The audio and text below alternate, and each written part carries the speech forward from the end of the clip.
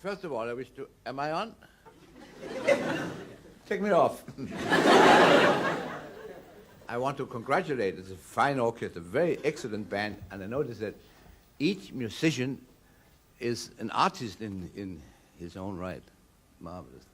It's only when they play together they have a little problem.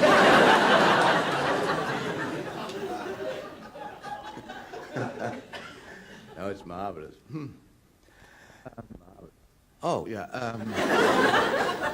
I really don't know exactly what to do, but I had an experience recently. I was conducting... Are you interested in music? Yes. Too bad. I had an experience recently. I was conducting the Magic Flute, Mozart's opera. You know Mozart, poor Mozart. He was only from here up, you know that. Just like that girl over there.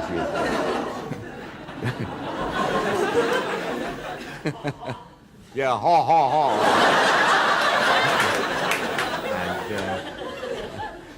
And he was only a bust, you know. You have seen replicas of Mozart, of course. Well, anyway, when I conducted, or just before I went into the conducting that opera, the rehearsals, of course, I read everything I could about Mozart. And I found out that in my youth, of course, I had also studied about Mozart.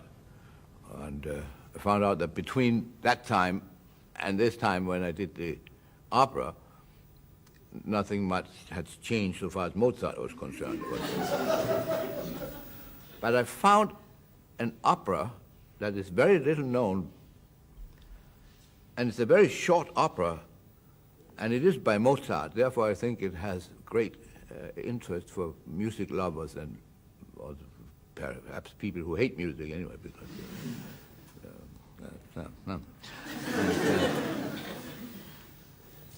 am I keeping you?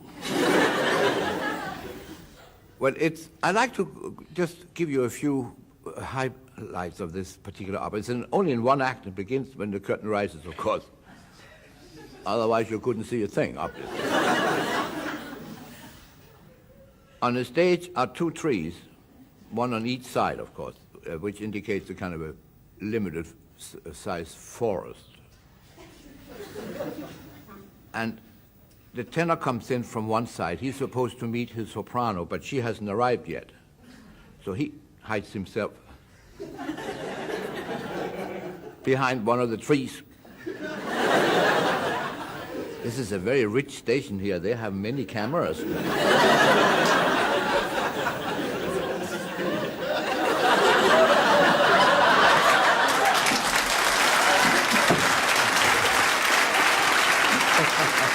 Well, this is a happy country, you know that? Yeah, of course you know it. Oh, this is a piano, yeah, now. And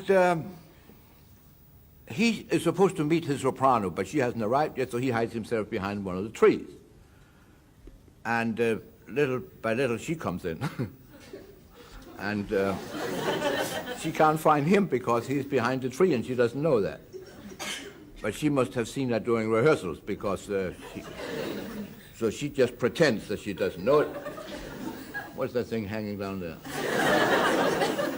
Oh, we are not connected, huh?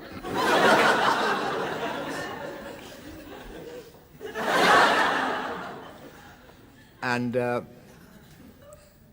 now she goes behind the other tree. Now they're both standing behind each tree, and the chorus comes in, but nobody knows why. Except Mozart, and he's dead, of course.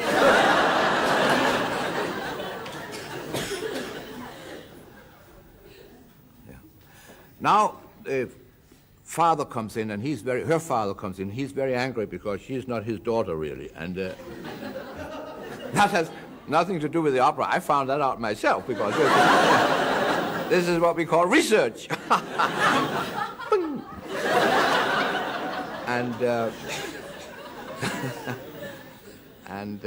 Well, he decides that she must die, and they all want to go home early anyway, so she dies, and that's the end of the opera. I just want to give you just a few of the tunes and the melodies and indication of a couple of areas that are very interesting, and particularly for music lovers. The Steinway Piano Company has asked me to announce that this is the Yamaha piano. It's a wonderful piano, by the way. I played it this afternoon, and I like it very much. You have 3 pedals. I only have 2 feet, but I don't know. I guess the one in the middle is for overdrive. Oh, yeah, opera. Now, first you hear the overture. And then when your tour is over, of course, you hear the rest of the opera. Now we go to the opera house, and you hear the conductor's footsteps when he enters the orchestra pit. Pit. Isn't it a shame to call it an orchestra pit? Some good music comes out of there once in a while, you know. You could call it a ditch. Sounds better, pit. Anyway, he comes now, and you hear his footsteps. You think he limps. He walks sideways. That's where the microphone. Is that the one? Is that the one that works? There are 2 microphones. Oh, I'm in stereo.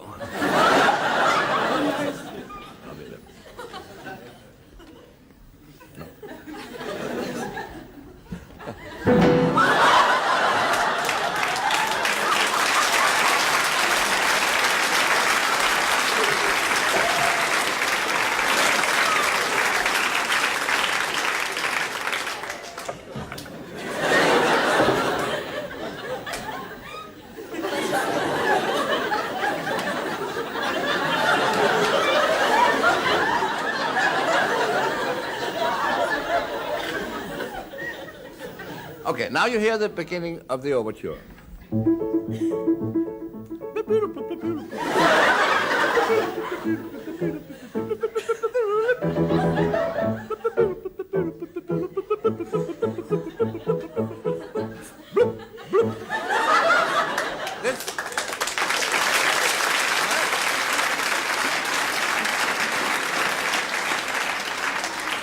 This was the first part of the overture. Now you hear the second part, which is exactly the same.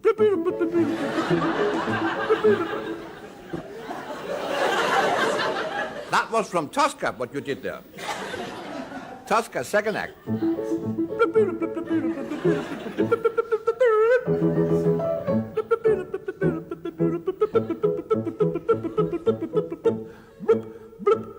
Now this little blip is an extra blip we have in case we should run short of blips, but that is also good for the latecomers. They can get at least 1 blip. Now the curtain rises and the tenor comes in from that side in a single file.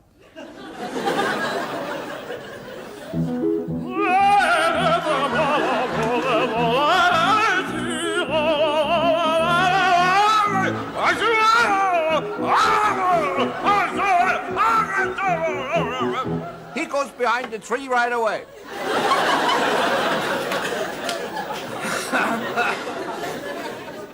Now the leading lady comes in. She's quite a heavy soprano. She carries a lot of weight to the opera, and she comes in a single pile. Sorry about that.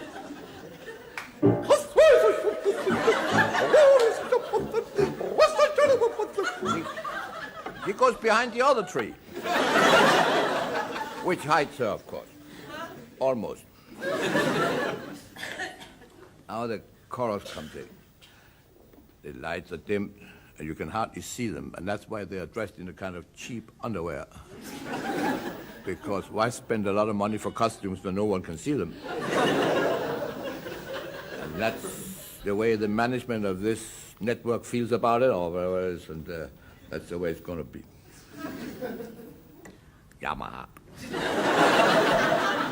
Asshole.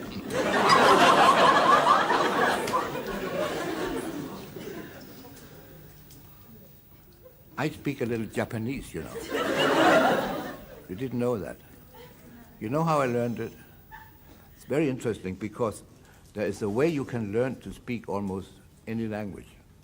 At night while you sleep, under the pillow you put a tape recorder, and then you put a tape or a cassette in it. And if you keep running that every single night for maybe weeks or months, whatever time is necessary, then you subconsciously, what do you call it? You pick it up, you know, in your mind, and that's the way you can learn to speak it. All the way on there, and I learned to speak Japanese that way. That's why I said Yamaha. As a matter of fact, problem is I can only speak it when I'm sound asleep.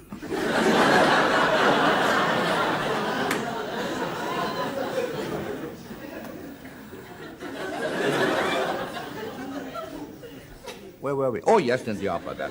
Well, it's actually almost over now. The father comes in, and he's the bass.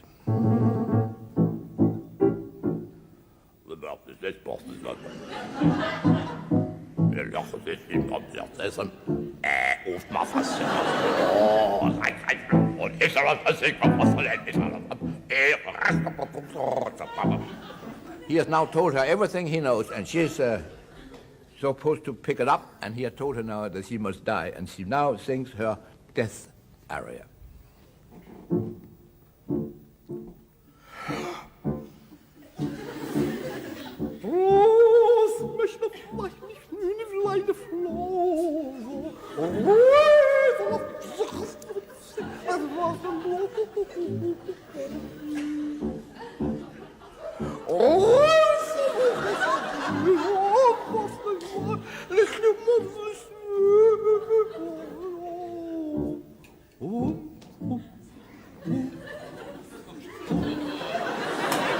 And now she dies by stabbing herself between the two big trees there on the stage.